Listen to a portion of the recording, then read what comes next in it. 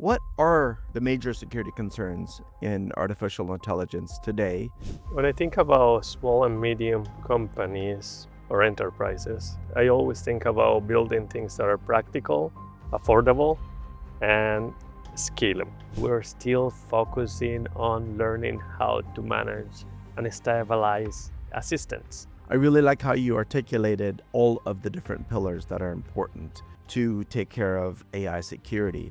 AI is like a knife. A knife can be used to spread your butter, but a knife can also be used to murder. But now imagine that the knife makes its own decisions. It decides whether it wants to spread butter on your bread or murder. And now this knife is not a knife that you can control. It's available everywhere. Deep in the digital shadows, where threats hide behind any random byte, a fearless crew of cybersecurity warriors guards the line between chaos and order. Their epic battles, rarely spoken of until today. Welcome to the Defender's Log, where we crack open the secrets of top security chiefs, CISOs, and architects who faced the abyss and won. Here's your host, David Redekop. Welcome back to another episode of the Defender's Log, and I have a really beautiful, smiling Rafael Ramirez with me today. Nice to have you, Rafa. How are you? Hi, David. Good morning. Happy to be here. I don't know to be here with you. I am so glad you are too. We met the first time at a ski and snowboard event just north of Toronto, and oddly enough, or maybe not oddly, but harmoniously enough, today is another super cold day here at 22 degrees below zero in Celsius. And it's crazy how cold things can get, even though there are people who live in this kind of temperature all around. How are you doing in this cold? I'm very good. Some people know that I am a winter guy, but I know today is tough. We need to wear our glove. Well, you and I both come from places that are much warmer. And I don't know if you get this, but I get a lot of questions. Wait a minute. You came from where? And why did you come to the cold Canada? Did you get the same? Yes. I come from a very hot place in Colombia. It's interesting that basically I don't like hot places. I like cold places. So I am one of a kind. That's what I am here. Well, I feel the same. As soon as it's so cold, though, like this, then I'm like, okay, I am ready now for a little bit of warmth. There's like a reasonable amount of cold. That's pretty good. And then it gets to be too much, and then you want to get back to warmth. But that's the beautiful thing about being here is that we get the seasonal changes. By the time we have the really hot and humid summer here, I'm ready for fall, and then I'm ready for winter, and then I'm ready for spring. So if we're an optimist, which I peg you as quite the optimist as well, it is one of those things you're always looking forward to the next season. You're kind of enjoying the current one, but the next one is just as exciting, right? Yes, it is. I'm looking forward to skiing in this season. So fortunate enough, and next week I will be skiing, maybe with you. That's right. I'm going to be there again for this year's. So I'm very excited about this. By the time this is published, I think that's the day that you and I will be on the hill. So anybody who's listening or watching, you can just imagine Rafa and I are enjoying snowboarding and skiing up at Horseshoe Valley, and it's not like the Rockies, but it's pretty decent as far as skiing and snowboarding in Ontario, Canada goes, that's for sure. Rafael, I'm glad that you're able to join me for a little bit on the podcast here to talk about defense in cybersecurity, especially as it relates to the wonderful world of AI. But before we do that, tell us a little bit about where you got your start. Did you already get your start in technology before you left Colombia? I always say that I was born an engineer. Yes, and since I was 8 years old, I was doing all kind of stuff with coding, computers, the initial ones, yeah, 286, 386, the first Pentium ones. So my start was with coding, and then I became an electronical engineer because I was running away from coding. So I said, I'm going to go into hardware. But then I basically, you know how everything changed. Everything becomes about code. I studied electronical engineer. I was a network expert for over 19 years, being project manager, architect, developer on the network side, and managing different kind of projects. And in the last 6 years, I go deeper in cybersecurity since I moved here to Canada. Wow. So when you say you were born an engineer, what was the very first real life engineering work that you did that made it clear that that's how you were born? I started breaking up everything, putting apart everything from Betamax, VHS, and video recording, whatever was available at our house. I was trying to figure out how it worked and the why it worked like that. So I was very curious, and this was something that my mom gave me because she didn't have the opportunity to be an engineer, but she's an engineer by design, so she pushed this on us. And I was lucky enough to have many different kind of objects at my house. Even a GPS on the 1990s, it was something that initiated my passion on electronics and everything that is in technology, in the technology world. So when you started disassembling home appliances and stuff, was that something that your parents encouraged, or was there like Rafa, not again kind of responses?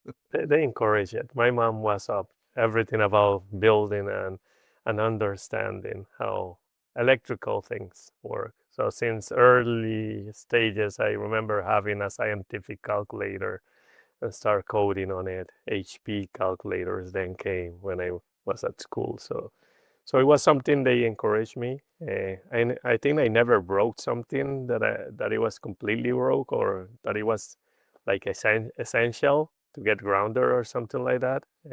But no, I never remember having issues breaking and putting things into parts. Right. Do you ever trick your kids with your engineering passions, where like playing practical jokes of any kind with them? Current ones, yeah. I like sarcasm and double sense of things, but my kids are too small to figure it out, so they're still suffering me without understanding me. Well, I have a trick for you that worked wonders for me for years. And now they all know how it works, but for years they didn't know. So we had a family iMac in the middle of the kitchen with the kids having their own logins, but of course I knew their passwords. And I installed the text-to-speech component on Mac OS, and then I would SSH into their account while they're in front of it, and then I would use the whisper command, or the say command, I should say, with the voice called whisper. And then they'd be in the middle of doing something. I'd be like, I'm watching you. And that was like the computerized voice. And they would speak to it, and I'd be in the other room, and I'd write a response to it. And this was, of course, to them, almost seemed like AI. And I just had them going for weeks and months on end. And eventually they figured out that it was only happening when I was nearby. And they made the connection that, oh, Dad's somehow doing this. You made me realize about one thing I did recently. I was seeing my boy play in this game that is called Minecraft. So I was seeing that there were some zombies and things that I didn't like. So I went in the command line and I removed everything. But a couple of days ago, my kid came and said like that. Something weird is happening. Everyone sees these zombies and things, and I don't see them. It's like they're like ghosts for me. And I didn't realize that I was basically controlling his side only. Yeah. But his friends were still in the world. So basically, they were seeing these things. I had to tell him that I basically somehow tweaked the game. So I have to bring the zombies back. Now that you're telling that story, made me remind about that one. Yes, sometimes you use your skills, and sometimes the over controlling parent doesn't work. Right. There is so much fun to be had with the next generation. Our parents, I don't know about your parents. what level of involvement they had with you at a young age, obviously, that encouraged you on the engineering side. My parents were not at all technologically inclined. And so I did not have them playing any practical jokes on me that way, but they were also encouraging. And I remember getting a Commodore 64 after working for my friend's dad, mowing his lawn for the summer. That was my way of earning a used Commodore 64, and that's how I got my start in writing code in the basic programming language back in the day. Wow, it just brings back memories of what we could do back then. And my first task was to build a full screen clock. I wanted an analog clock where the second marker moved, right? And to time that and to rewrite the pixels on the screen was really a fascinating logical process to make that and rewrite it. And it was so slow. You had to time it so carefully that if you didn't time it properly as far as redrawing on the screen, the clock wouldn't be accurate, right? So, and now when I think about the amount of effort we had to go through for just a single pixel change on the screen versus today, what we can do with something like Claudebot or OpenClaw, it's crazy. Yes, a big change from difficult to easier, from some people only managing to everyone managing with their own language. Right. So, at what point did you focus on cybersecurity as a core competency versus any other aspect of technology? What got you into that place? So when I started in cybersecurity was something that I didn't plan, was basically something that came natural. As a network engineer, firewalls and IPSs became the daily thing. And I was part of this X-Force team in IBM. And we were planning and we were basically getting prepared for when that day came. And I remember WannaCry was the first day that day came. It was around, I think, 2016, if I remember correctly, when WannaCry happened. And I flew to IBM Brazil basically to take care of some cybersecurity issues. But this was something new. It was what we planned in the tabletop exercises. And the first thing that we learned is that there was so many things happening that we needed to split the teams. One team for the operations that were solving the things on ground, and one team that was basically handling communication. And I don't think I can set up a day different than that one, that I can say that I started going deeply into what we call cybersecurity. And it was something natural. Then I came to Canada and I studied 2 years in a college of cybersecurity. And then it's when I went deep into that domain that by that day, I believe I didn't have so much experience. And it was basically risk management. And I will say that's when I got deeper into all of the domains that we now know. Well, we're very glad that you did, because the amount of leadership that I've seen you apply to building a community and the sharing that you've done successfully and applying it at work, Canada is very fortunate to have you. How is that working out, by the way? How did your immigration story work to Canada? Right now, I am without a path. So basically, I am a temporal worker looking to see how to stay here. We're waiting for the government with a new initiative that they said that may come this year or next year, that is called temporal residency, permanent residency. But in the other side, aside of learning French, that is what I'm trying to do. I don't have a path right now or a clear view. So I am living day by day, enjoying Canada, doing my best, raising my Canadian kids here, and enjoying what this country can give me. I don't know. It could be 5 more months or it can be 50 more years. We never know. But we're lucky to be here. Well, for what it's worth, anybody else who appreciates what Rafael has done, you can check out some of his work on LinkedIn and support him in this journey. What's crazy to me is that we used to have an immigration program that was very much focused on identifying contributors and those that would make Canada better. And it makes sense that Canada has a lead or had a lead in many areas. And in order to keep it, it would keep on attracting top talent, of which Rafael, clearly you are, and we're glad that you came. So anybody else who has any influence in making that happen, please help this man. Stay in Canada. Canada is only better because of him. I feel that very strongly after only having met you for, what do we eat together over a meal and then meet a couple of times over sessions at the CyberCon. It doesn't take long to figure out who's a contributor in the organization or in the country versus who does not contribute and is here for a social welfare, social well-being, and that's definitely not Rafael. So that's my little way of saying, please, whoever can help this guy, stay here. Let's do what we can and attract more people like that are hard workers, that are hungry, that are on the bleeding edge of what makes technology safe to use. So there, I did my best here without you even asking, but we'd like to keep you here. Thank you. Thank you. You're very kind.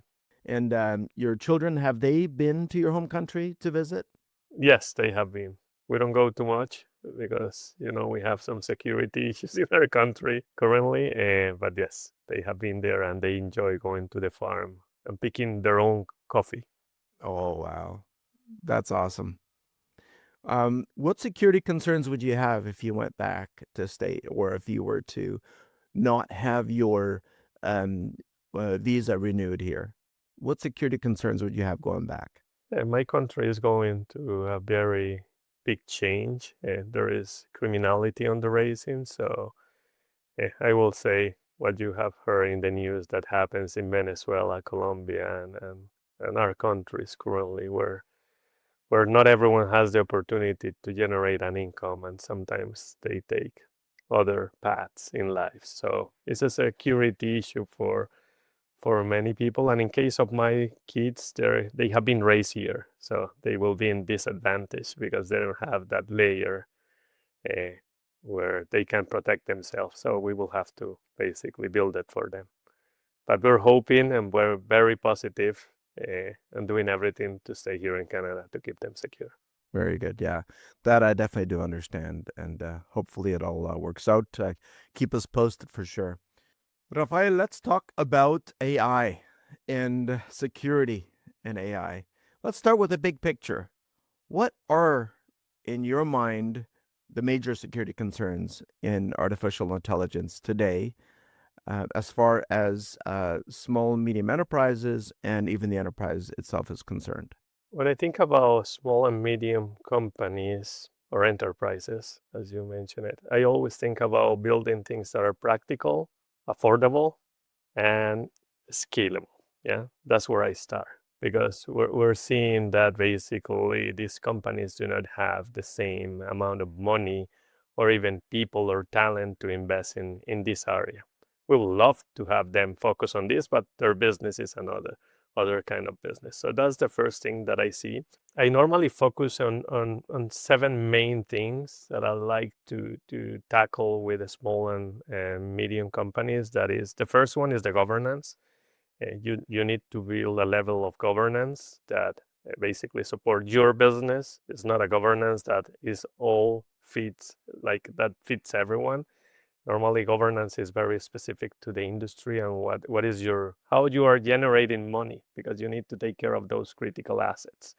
Then I go into what I call the fuel, the data, getting the right data, yeah, how to access it, controlling that access.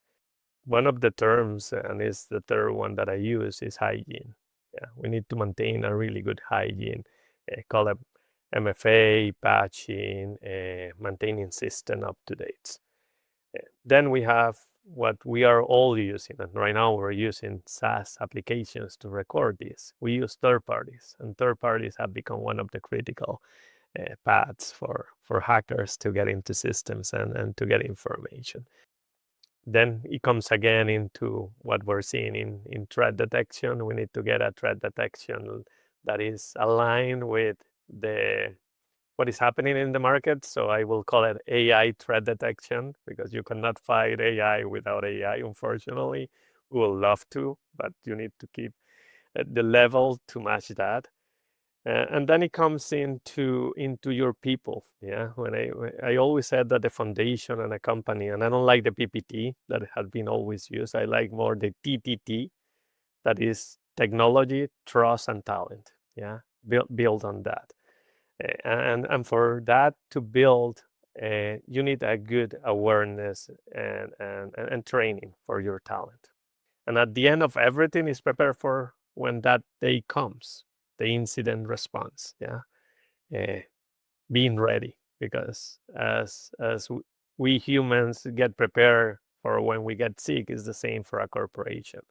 We need to maintain that fitness with through hygiene and all of these steps I have been talking to, so you can respond, you can act to keep your business alive, because that's the purpose of all of this. Yeah, keeping your business alive and complying with the purpose that you have told your customers that you're going to deliver, because your customers are everything. Very good. I like how you are very thorough about articulating what the building blocks are of doing this correctly. And one of the interesting things that I find about living in the year 2026 is that in all of human history, there's maybe 50 to 100 billion people that have ever lived. Out of those, we have less than 1% that have actually ever experienced a real innovation, because innovation happened at a slow pace throughout our history. And yet, here we are, where you and I and our children are seeing innovation at such an incredibly rapid pace. So up until late last year, AI really was a chatbot that was smarter than chatbots before, right? There was not a huge difference to everyday people. And then all of a sudden things changed. And now we have OpenClaw, which is unbelievable in my mind. It is equivalent to how life changed for me when I got my first dial-up internet connection. All of a sudden, I was able to see that this dial-up internet connection is access to a whole new world, and that imagination literally just refined every single day with new possibilities. And that's where I feel like we are now again, with AI being applied in a way that we've never seen before. Do you see it that way?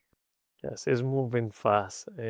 I have a different way of seeing it. For me, it's a new tool in the technology stack. Maybe more risky. I want to be pragmatical, because sometimes if you're not pragmatical, it becomes really difficult.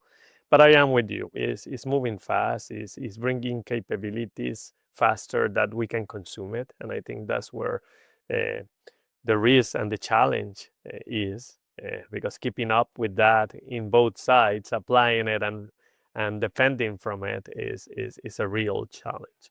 And it's moving faster for sure. I think we have never moved as fast in our whole history. I normally was seeing the times of innovation at the beginning. It was 100 years, then we went into 10 years, then we went into a year, and now we're seeing even strategies that were not changed every 5 years, changing every single year, strategy-wise, that you normally you will want it to maintain it a stability.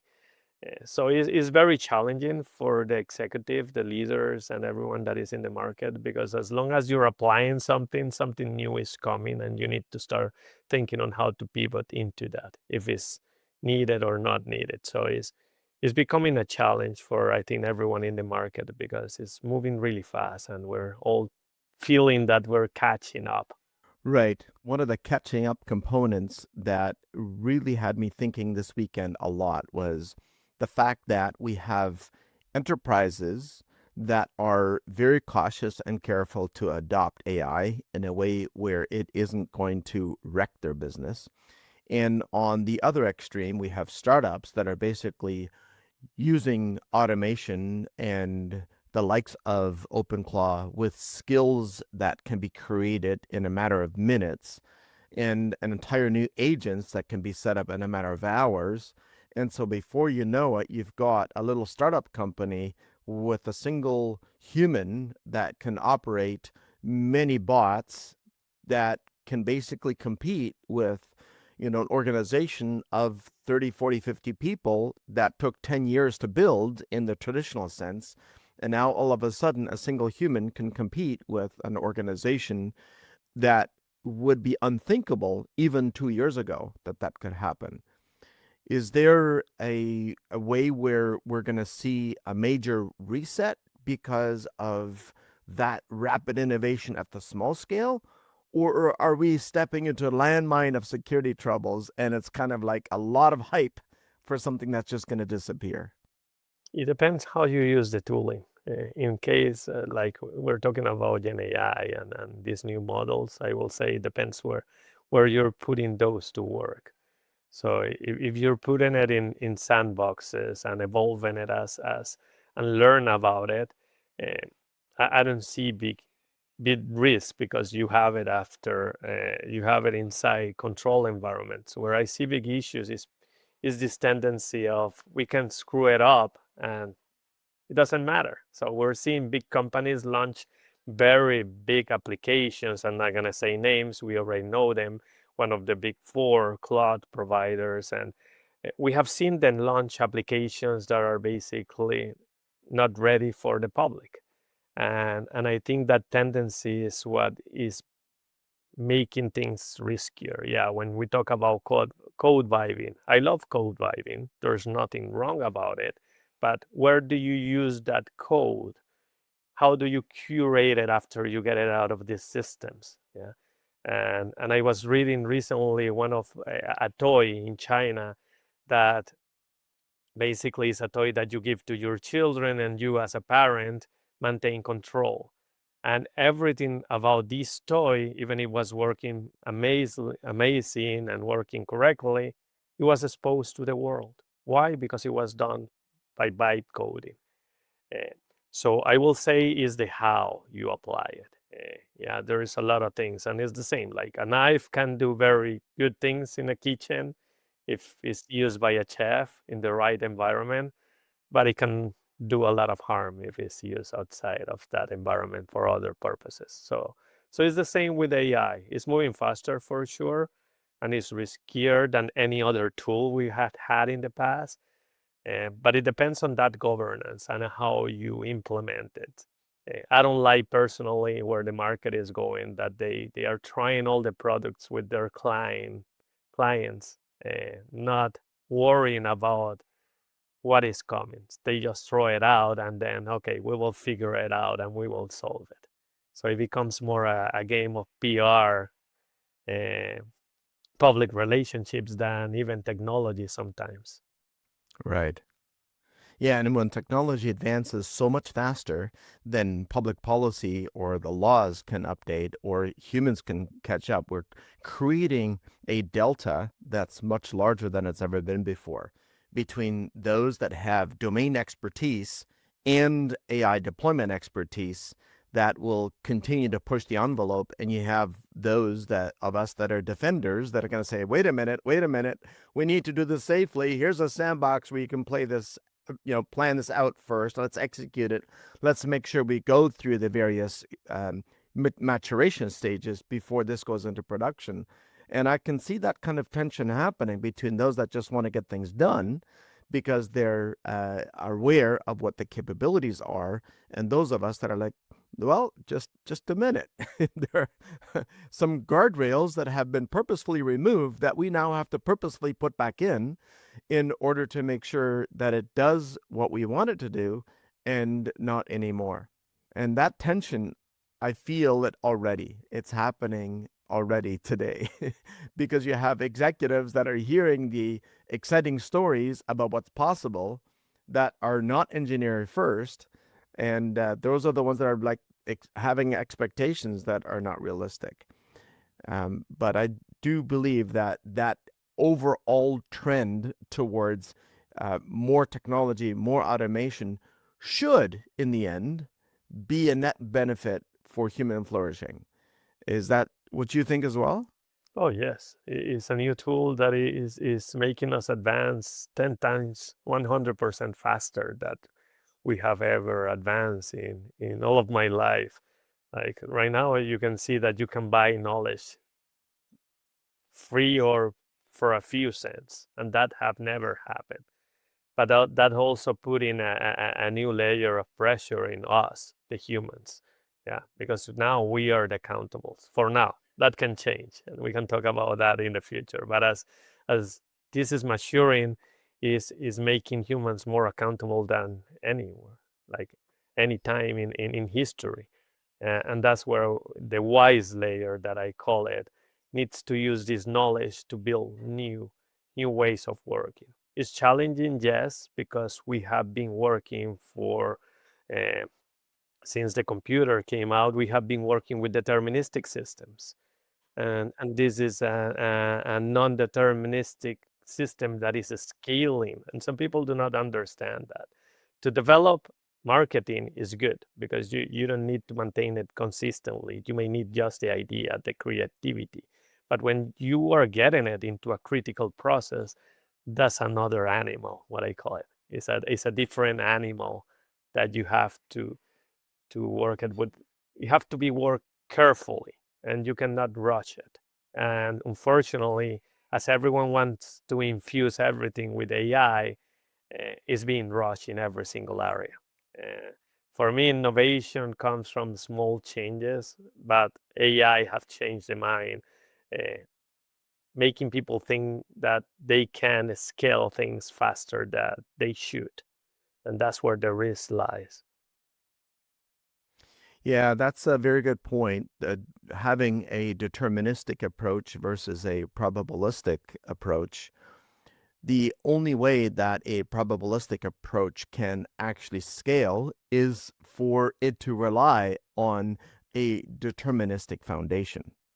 And when you don't have that, that's when things are absolutely going to fall apart. Yeah, and that's what we're seeing with these new models, and people do not realize that.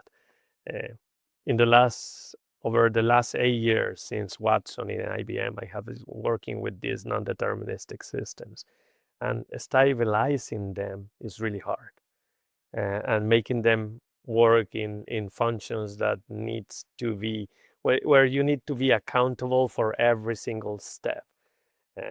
So that's why I tell the people that work with me, even we're doing agentic AI, we're still focusing on learning how to manage and stabilize assistants, because that's the basic of everything that we're using right now on models.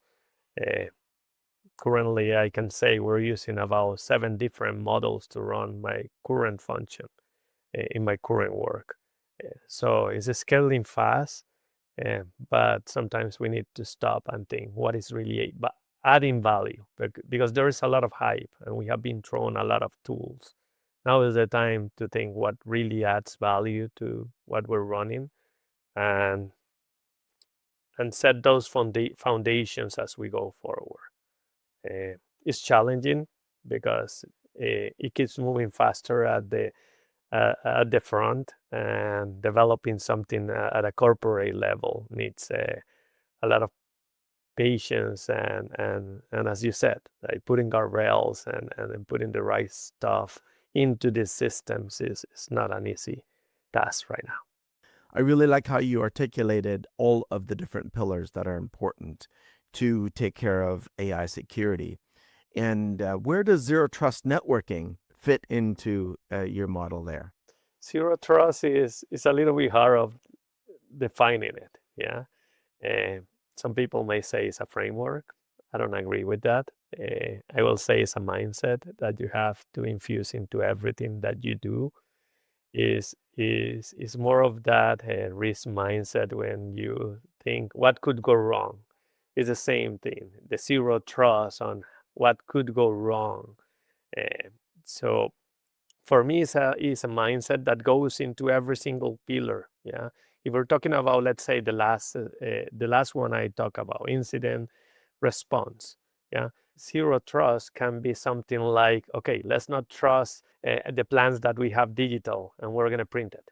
That can be a zero trust mindset working. I know it's easier for us to see it in the access layer, yeah, where you say, okay, you have to authenticate everyone every single time they move from systems. But that brings that's good to be said. But when you start deploying it, and I remember hearing a story from someone from WestJet that they were telling us that someone came from with this zero trust mindset, and they basically asked the system to start authenticating everyone in every microsystem that they were running. What is the result that you have? Performance went down. Yeah. So we're always running through that balance. Performance, security, and that's the first thing that everyone teach you when you get into cybersecurity. Functionality and cybersecurity goes hand in hand.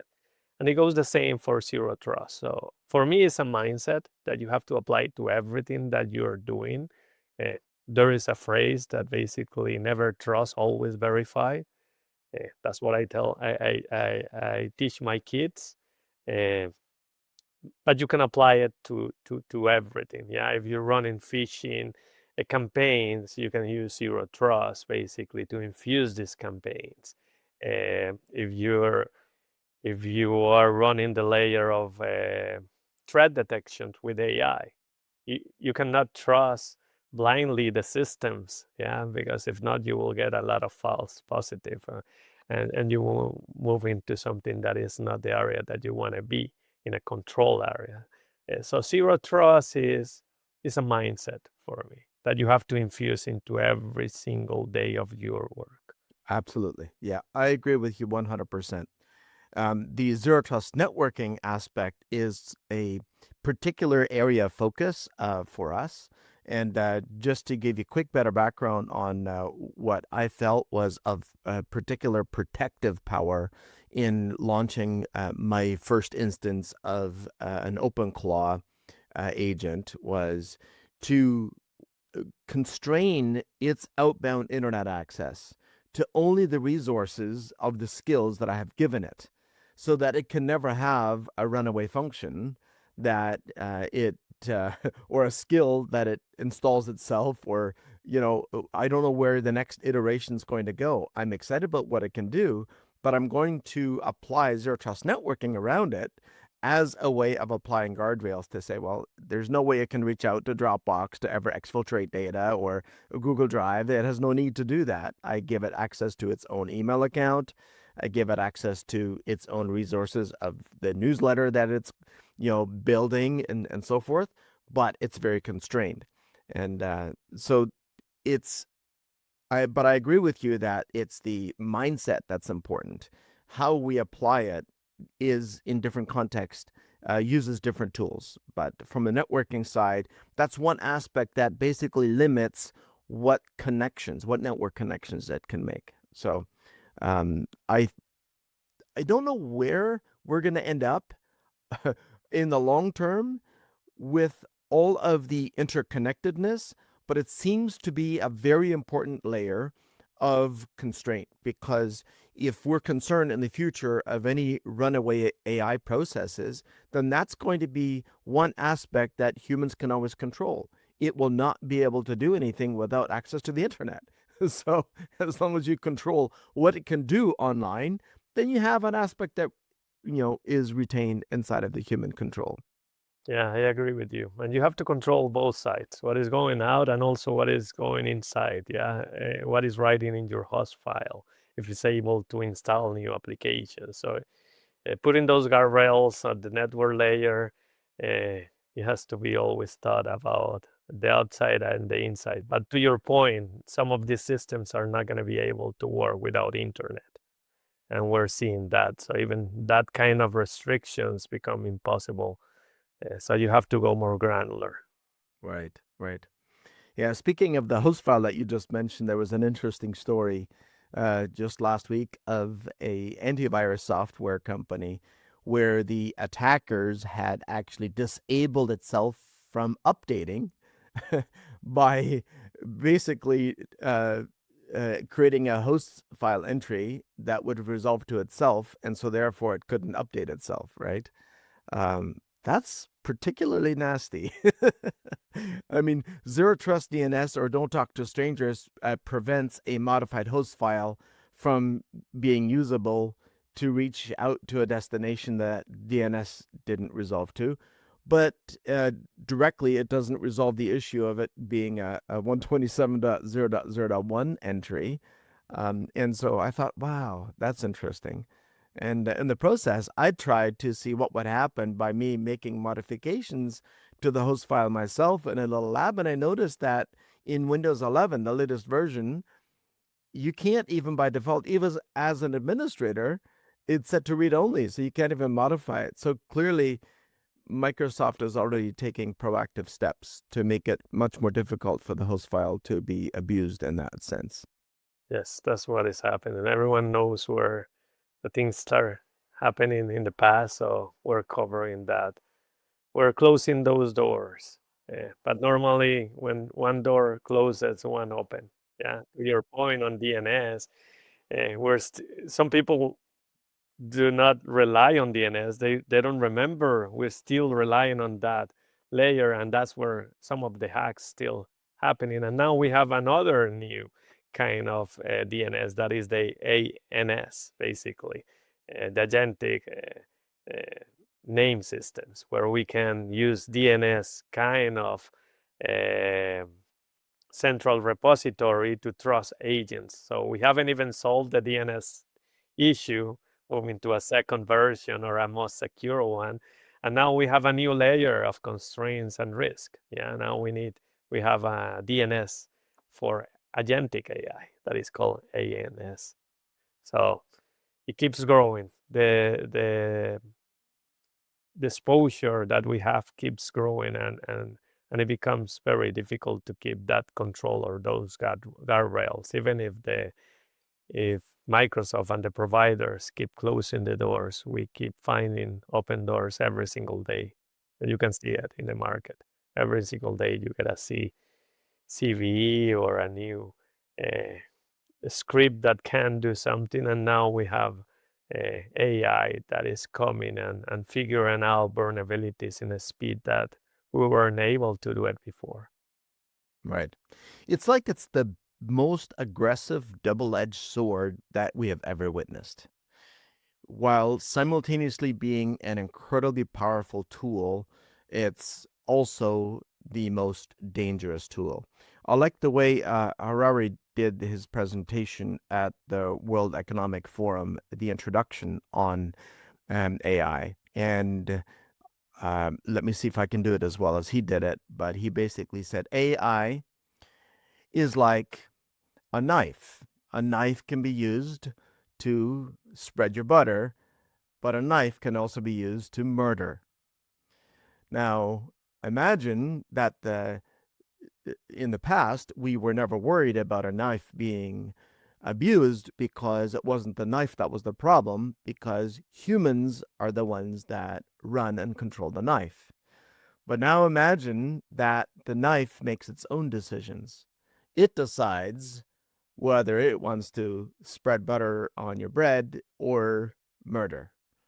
And that is the cusp that we're on right now, is where those decisions are about to be made. And it used to be that it was strictly just digital content, right? And I remember last year that people should be concerned that if all of their work is done like this on a screen and a keyboard, that AI will be able to do it and will be able to do it better.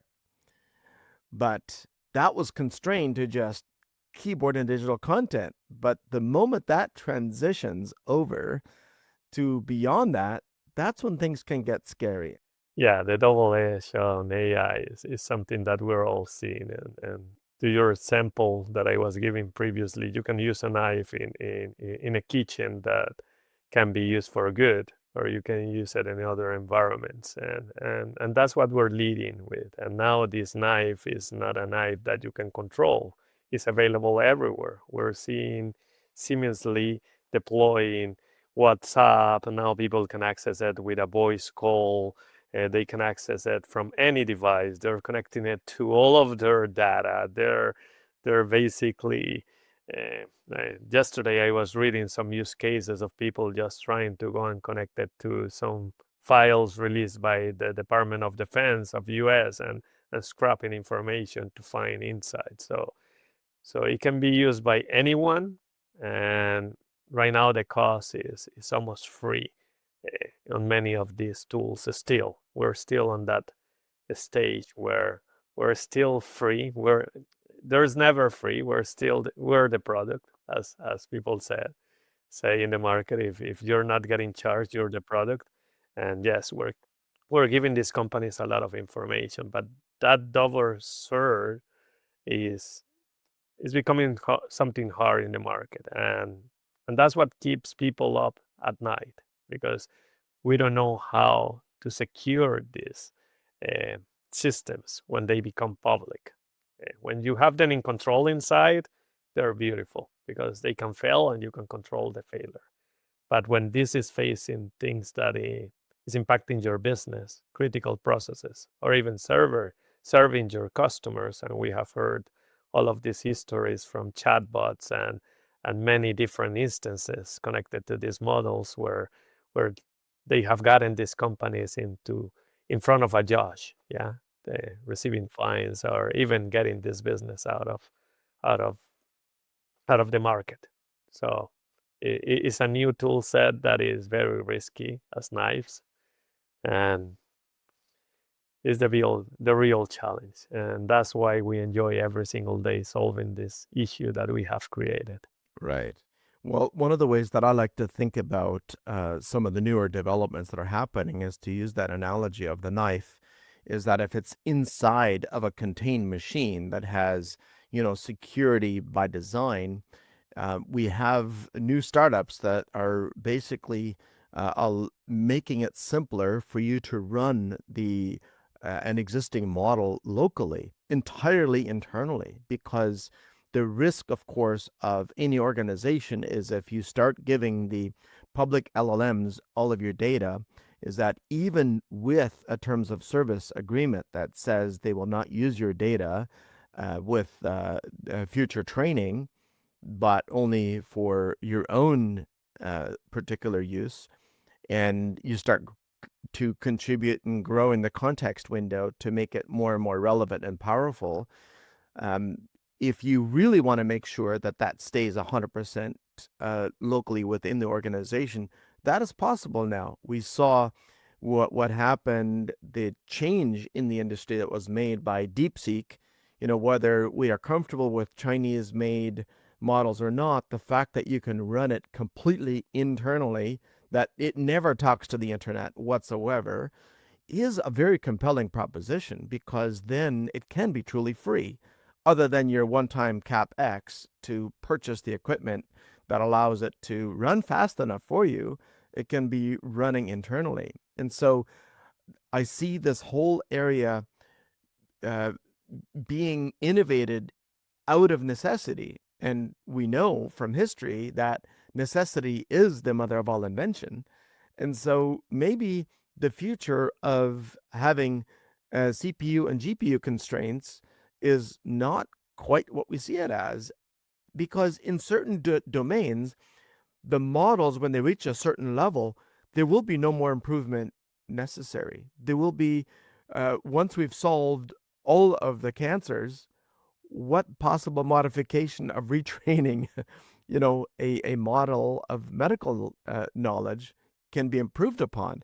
At that point, it will rely on just local CPU architecture, local GPUs, local memory inside an enterprise, and it can continue to serve its use. Do you see it that way as well, or am I missing something? Yeah, it's a normal swing, and I know you may have been in technology longer than I have been. And when you see that swing, it always goes the same. You go into the cloud, then you go into your own machine. I remember when going into a library, my first library was basically a central computer with the screens that were just with letters, green letters, black and green letters. But it was a central computer. Yeah, you can even see it as a cloud computing when networking was using something that it was not local. And then it went everything into your home PC, Windows 95 and everything. And then we're coming back into cloud that we haven't even solved all the issues in cloud. And now we're adding an extra layer of AI. So I see it as the swing. Yeah, when people is going far, someone is coming down and getting closer. Yeah, we have seen these terminologies of putting things at the edge. Yeah, the edge of the network is becoming more and more important. Now, talking about GPUs, we're not talking about GPUs only being hosted on the data center. We're talking about GPUs on the edge, on the machine, to your point, to run local models or even models that doesn't need GPU's power because they're a weighted model that can be run on any small computer. So it's always like that swing, and we will never see this stop because this is part of the innovation. To your point, yeah, as the challenge become harder, a lot of people is going to put more effort into it, and they're going to see other ways of solving that. And normally it's going the opposite way. So if you're in cloud, you're going local. If you're local, you're going cloud. And that's how you're seeing it. And I think have been the whole history in technology. We have seen it in every single point. To that point, I was in 2 weeks ago, I was in an ISC2 meeting, and they were talking about some things on AI. Yeah? And I was laughing, and someone just asked me, like, what are you laughing? And I say, like, we're trying to make up all of this new terminology to architect on AI, but all the fundamentals are the same, like we were having in network. Like people is talking about content filtering or language filtering at the before getting prompts into AI models or out or yeah. And for me, that's a firewall. Yeah. And that was the basic piece. Whatever, yeah, you may be blocking ports, SOCs, IPs, or language, but the function itself or the capability is the same. So we keep using what we have invented just on the new stage. Yeah, and the terminology changes slightly, but I like your picture that that is still a firewall.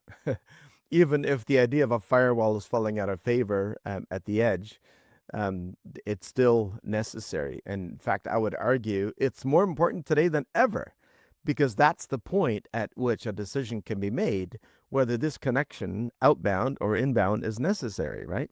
So it's as relevant as ever. And thinking about positivity into the future, and I don't remember the person who said this, but about how we're going to get to trust this system. Talking about the firewall, and I know we're a network, so it's easier. We're at the network layer, and it's easier for us to talk about that. But I remember when I was using my first firewall, and this was more than 20 years ago, and I configured it. I used to generate traffic to see if it was working correctly, to test that it was really blocking the ports that we were intending to work or whatever we were doing in the firewall. But it came in to a time after 5-6 years that we never did that again. We just write the rules and trust that the system was going to do that. And the same is going to happen with AI. Right now, we're at an initial state where we have these models of AI that we're throwing information and we're testing it, testing the guardrails or testing the content filtering or language filtering. But it's going to come a time where we're going to trust it. We're going to have run it so much time, and we're going to trust those systems. Yes, there are going to be some new things that we will not trust. But that's how everything in technology evolved. The only difference is that before it took 5-10 years. Now we can see evolutions in 3 months, 6 months. Yes, no, exactly. You just reminded me of the, I think it's a hidden markdown file in Claudebot called soul.md. And it's designed to literally have the author of an instance basically specify the core values of its owner, right?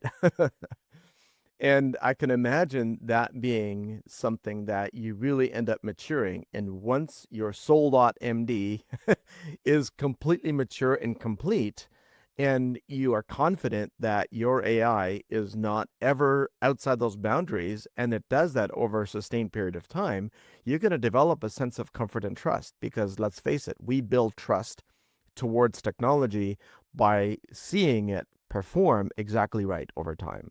Yeah, and coming back to my first trilogy of the 3 T's, technology, trust, and talent, that's what we're building. And that trust layer is where we all focus it. And also the talent. We should not leave behind the people, because the people is the most important. People first. I always tell my team, like, people needs to be the first thing that we think every single morning, because as we have the right people, the technology and the trust will be created on the right way. That's a really good reminder. I do appreciate hearing that from you, because when we are so excited about what technology can do for us in the future, very often as technologists and engineers, we kind of tend to subconsciously almost push people out of the picture, right? Because the idea is always, how do we eliminate biological bottlenecks? At the end of the day, that is what automation and AI agents are good at, is eliminating where our biological bottlenecks keep us from performing better. And by that very nature, we're eliminating humans. And yet you're reminding us that the talent, which is the human, is actually the most important ingredient. So that balancing act will continue to be really, really important to have. I really like the way we're concluding this podcast today, but maybe you have one more thought on a piece of wisdom, a tip that you want to leave with our audience before we wrap it up today. Yeah, thank you, David, and thank you for taking the time today. For me, it comes to my number one rule, that is serve before you ask. And everything is about serving. That's my purpose in life, and that's what I like to infuse in everyone that comes in contact with me. I always serve before I ask something from anyone. And you have seen me acting on that. It can start from something simple, opening a door, saying hi. It doesn't have to be complicated, but we need to serve our societies, our communities in this case. Our Canadian cyber community needs to be served by us. So I want to leave everyone with my number one rule, that is serve before you ask. I like it. And I understood it differently this time than the first time you mentioned it. The first time you mentioned it, I understood serve before you're asked. And this time I heard you say serve before you ask. And I think both are very apropos. So I'm going to use that not only in our company, but also in my family. I have teenage sons. Serve before you're asked. Shovel the driveway before you're asked. Do the dishes before you're asked. I love it. That's how it works. And that's what I live every day. That's my main rule. I like to serve people, and that's my purpose in life. And that's what I am here. So thank you for the time, David. Thank you, Rafael. I'm so glad that we got a chance to connect today. And I look forward to seeing you on the ski and snowboard event. Oh, yeah. Looking forward. Thank you. See you soon. Bye-bye. The Defender's Log requires more than a conversation. It takes action, research, and collective wisdom. If today's episode resonated with you, we'd love to hear your insights. Join the conversation and help us shape the future together. We'll be back with more stories, strategies, and real-world solutions that are making a difference for everyone. In the meantime, be sure to subscribe, rate, write a review, and share it with someone you think would benefit from it too. Thanks for listening, and we'll see you on the next episode.